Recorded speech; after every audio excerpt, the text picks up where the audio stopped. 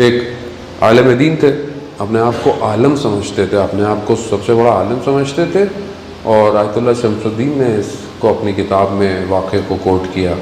وہ کہتے ہیں کہ ان کے پاس ایک اور طالب علم آئے، نجف تھا، کہ ایک مرتاض ہندی آیا ہوا ہے، یہ جو انڈین جو اپنے نفس کو کنٹرول کرتے ہیں اور پاورز لیتے ہیں۔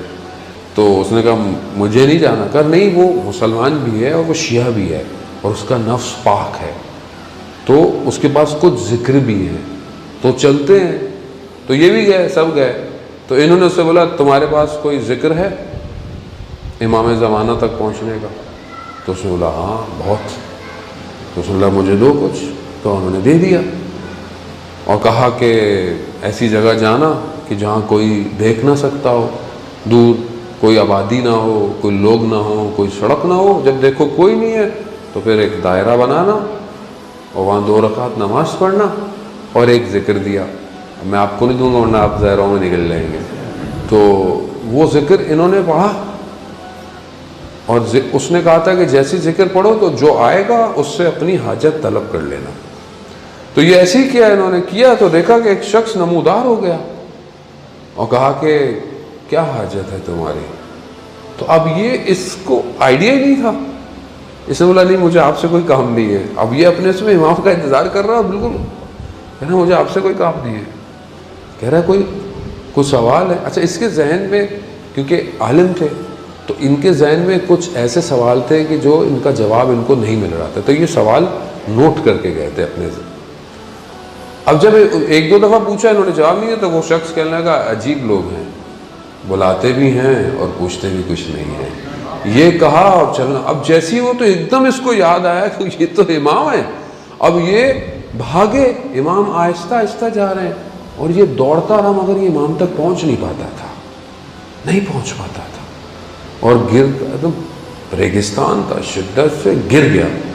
پھر اس نے دیکھا کہ امام ایک جگہ سی بنی کہ اس میں داخل ہو گئے، تو پھر اس نے دوڑنا شروع کیا اور اس نے بولا چلو جگہ۔ یہ وہاں پہنچا، اس نے دروازہ نوک کیا، کھٹکھٹایا۔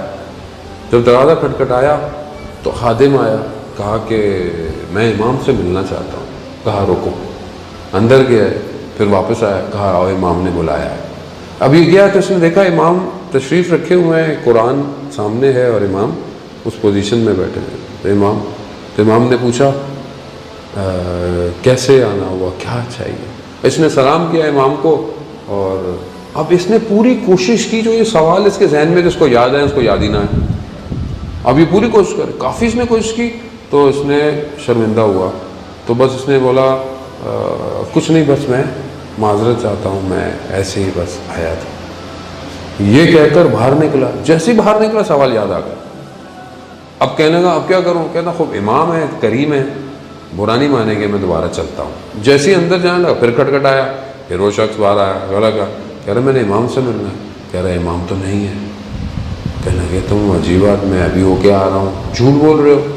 تو اس نے کہا تم ایک مومن پہ جھوٹ کا بہتان باندھ رہے ہو، مجھے کئی سال ہو گئے امام کی نوکری کرتے ہوئے، مجھے نہیں پتہ چلتا کہ امام کب آئے اور کب گئے۔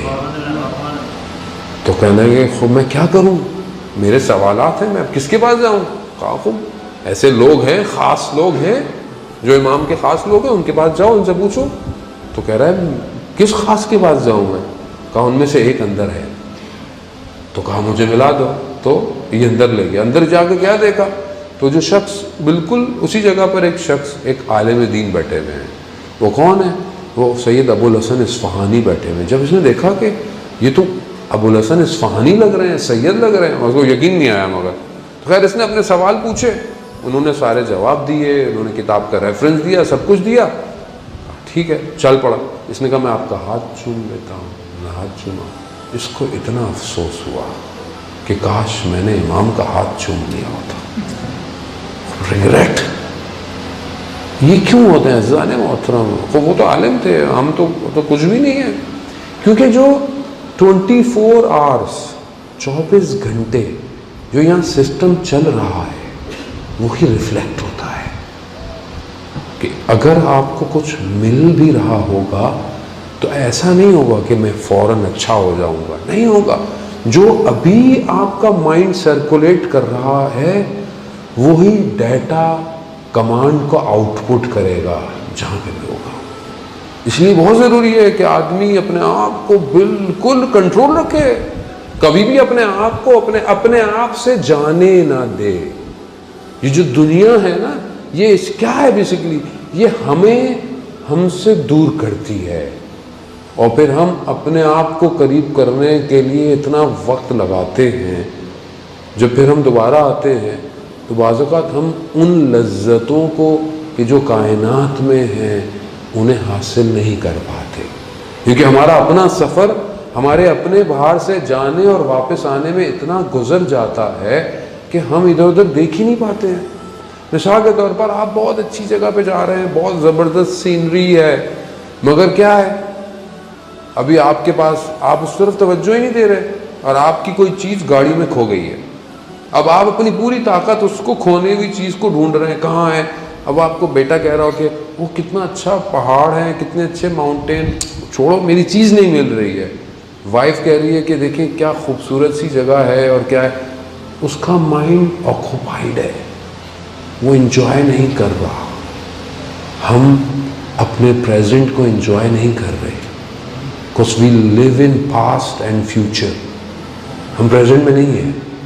ہم اپنے ماضی پہ جو ہم نے کیا ہے, ایک تو ہم اس کو ہر وقت سوچتے رہتے ہیں, پلس آگے کیا ہوگا اس کو سوچتے رہتے ہیں, اور جو ہے لاسٹ, اور ہماری یہی اسٹیٹ آگے جا رہی ہے. یعنی ہم ہوتے ہوئے ہم نہیں ہیں, ہم کل ہیں یا ہم پرسوں ہیں, ہم نہیں ہیں.